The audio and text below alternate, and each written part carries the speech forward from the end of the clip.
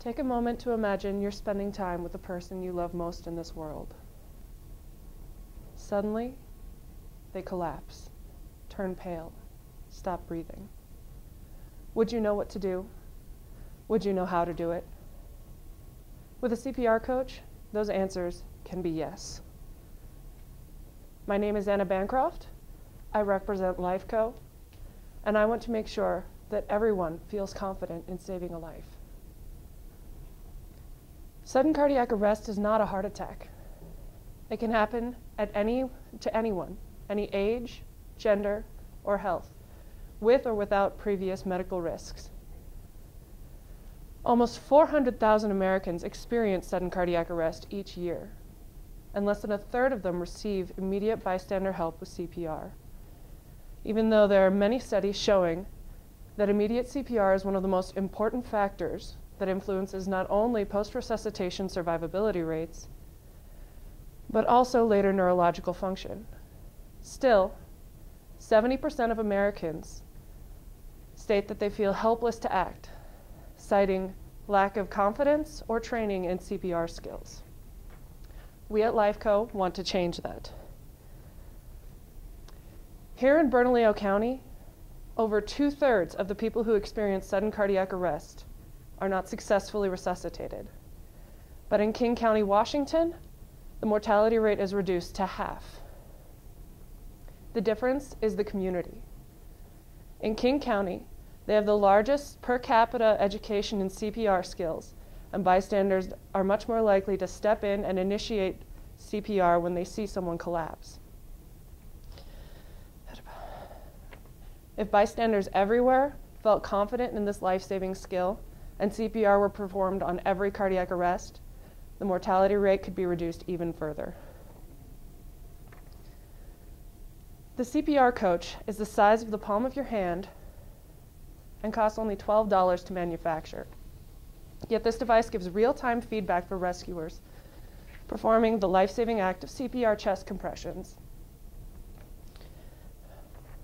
The real-time feedback increases not only the confidence of the rescuers, but also their performance. To use the device, one puts their hands through the loop just as they would in conventional CPR, and audio and visual feedback is provided through the speaker and the lights.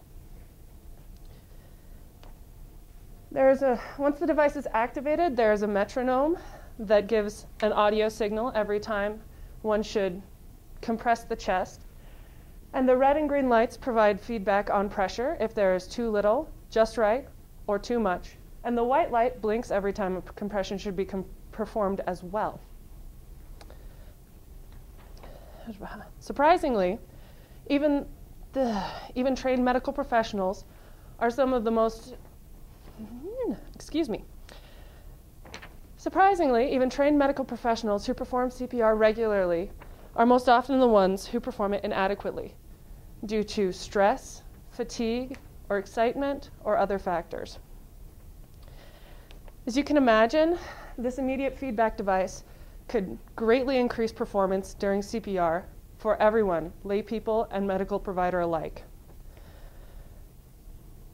We hope to make this device available first through American Heart Association CPR training courses, then through various businesses that employ medical professionals, especially those in the emergency setting, but clinically as well. And ultimately, we hope to see it as a part of every standard first aid kit. This is the pad at which one places one's hand. These lights and the speaker next to it are the indicators one uses while performing CPR. In the future, we will be adding a counter that will provide information on the number of CPR compressions for the rescuer, and we will be developing this device for use in pediatrics as well.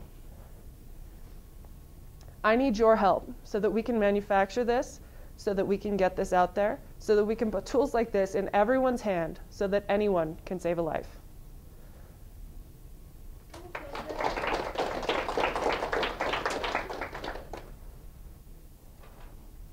How does that account for the differences between, say, someone like me who weighs about 130 pounds versus someone who weighs, say, 400 pounds?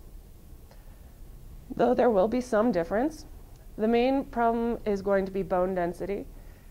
If there is someone who is an adult male, your size, that weighs 400 pounds versus you're going to have approximately similar intrathoracic resistance. So the pressures required to perform CPR on both people will be about accurate.